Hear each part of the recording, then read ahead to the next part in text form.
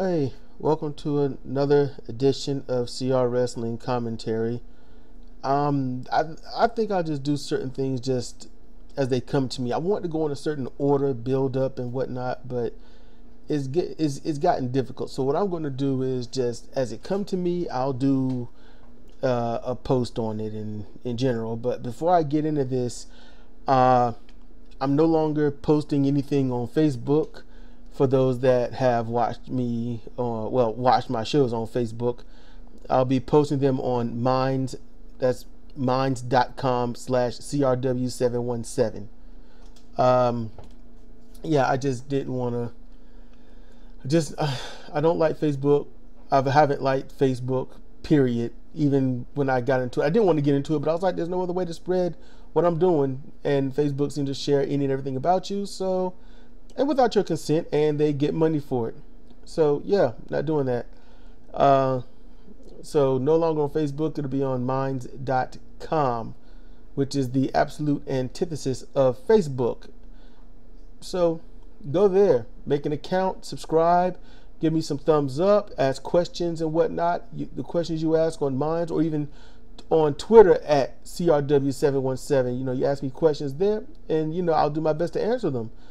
Even if it's just one question, I'll just, I'll do a video or whatnot answering it. Just that simple. So what I'm going to talk about today is carrying a match. It's the same in video games. It's the same in real life.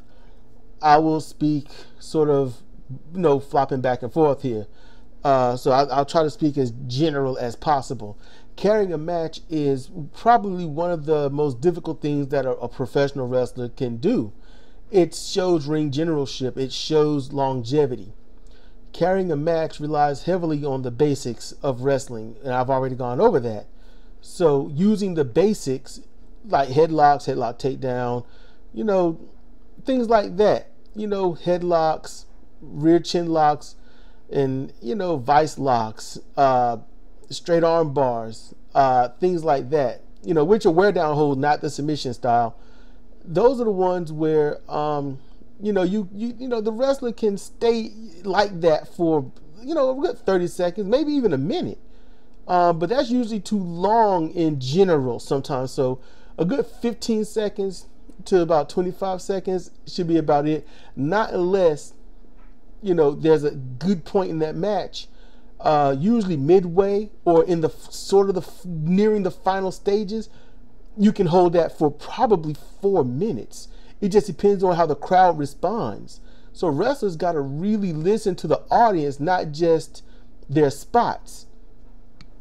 So when you're trying to have longevity, when you're trying to put the whatever contest that you're performing out there for people to be invested in, it's easier to have them invested when you show that there's a struggle.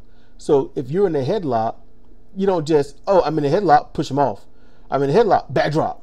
No, you stay in it for a little bit. You hold on, and you show that there is a struggle.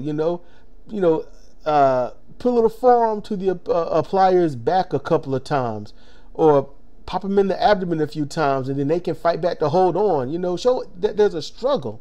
Little things. Now, I want to remind you, maybe I should have started off with this, but no, I am no professional wrestler. I have never been in a professional wrestling ring. This is my decades of observation, whether it is personal or televised or whatnot. That's where this is coming from. Years of deep-seated observation and very few conversations with professional wrestlers, and listening to a lot of commentary and things like that from Al Snow, Jim Cornette, Dusty Rhodes, Stevie Ray, Magnum TA, Honky Tonk Man, Rick Rude, Rob Van Dam, Tommy Dreamer. The list goes on. I've listened to a lot of them. So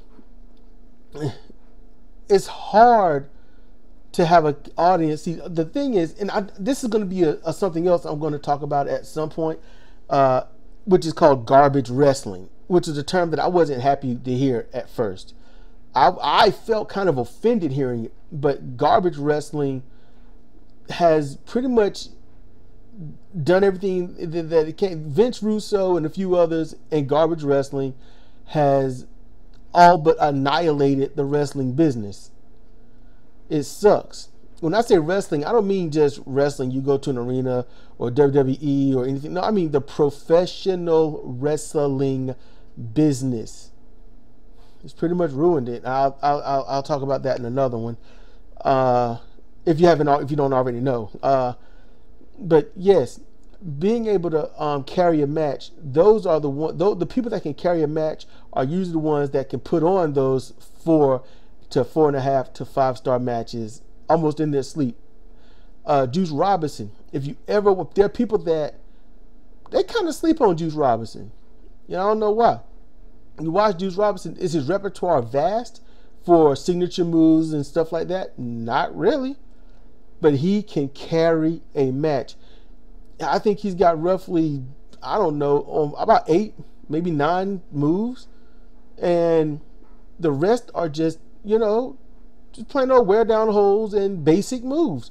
And he can carry a 45-minute match with no problem. He can do it in his sleep. His whole wrestling repertoire is exactly how it should be when you watch any level of a match, whether it is opening, mid-card, main event, going to Broadway, or going like extra Broadway to those 35, 45, and nearly hour-long matches.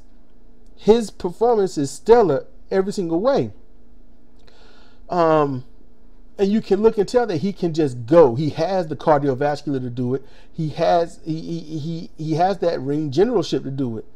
I'm not going to talk about Juice Robinson's character because then I'll just be gushing all day. He's just an adorable character. It is just very like oh man, I cannot remember her name. I can't, because I was gushing all over her. She was known as the Sugar Creature. Her name escapes me, and Solo Darling. I was gushing all over her.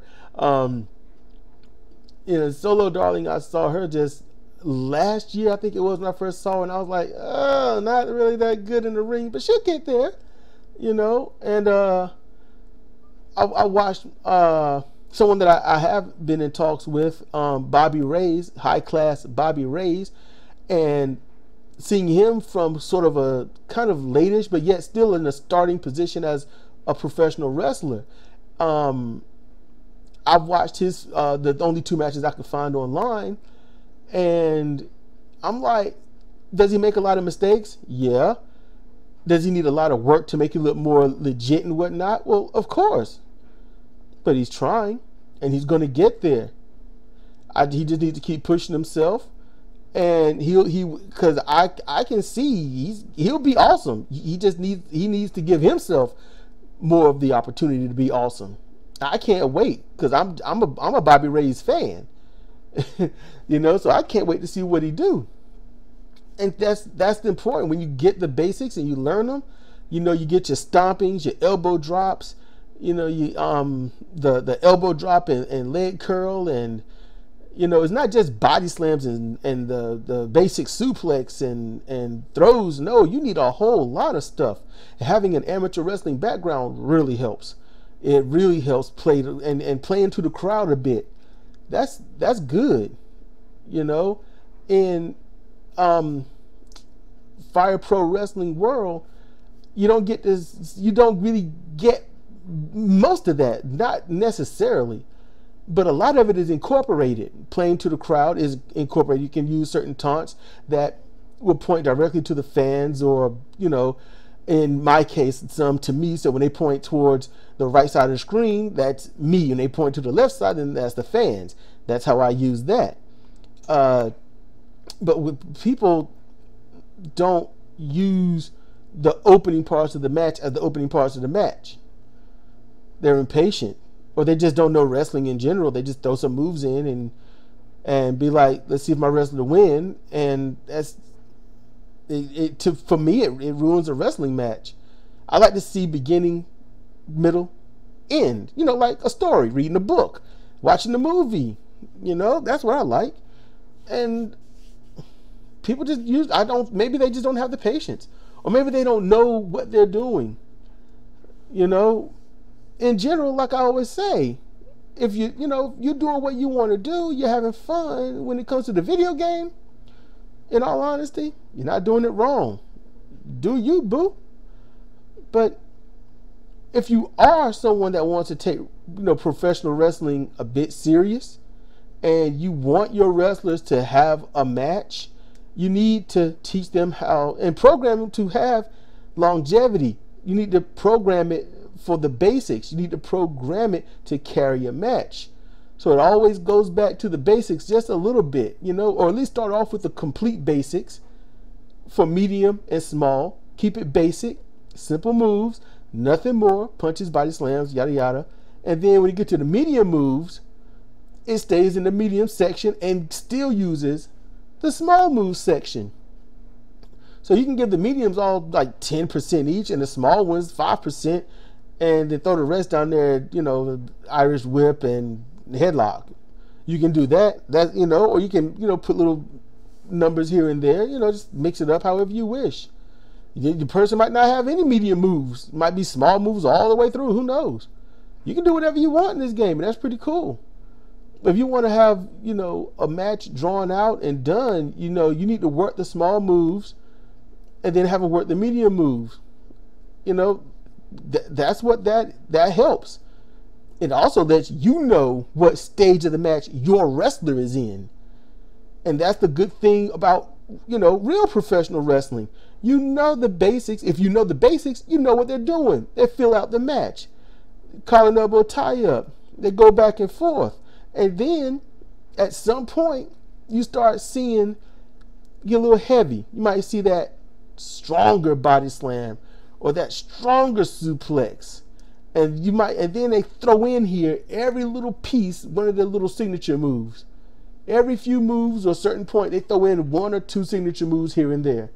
And they keep escalating and escalating. And yet, at points, throw in the basics here and there.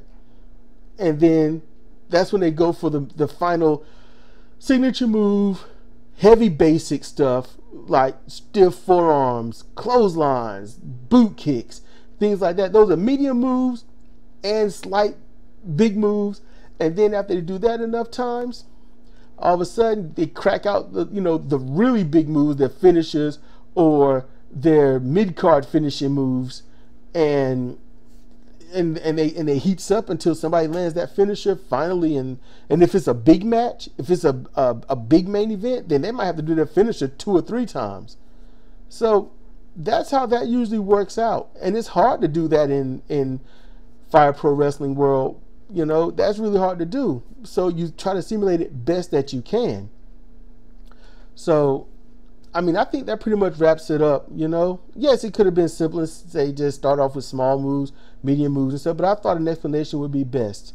That's what I try to do. I can't help it. I guess it's the partial, unrefined or untouched educator within me that's trying to help things out, just for you and for me, So, like I said, I ain't trying to tell you what to do, but I'm at least letting you know what to look for, and maybe these things can help you round out your wrestlers or something. Maybe if you're going to be a professional wrestler, this just might give you a tiny 3 or 4% edge when you're going into class or something like that. Who knows? But I'm going to get up out of here. So, this is Cedric for CR Wrestling, for CR Fire Pro. Thank you for listening.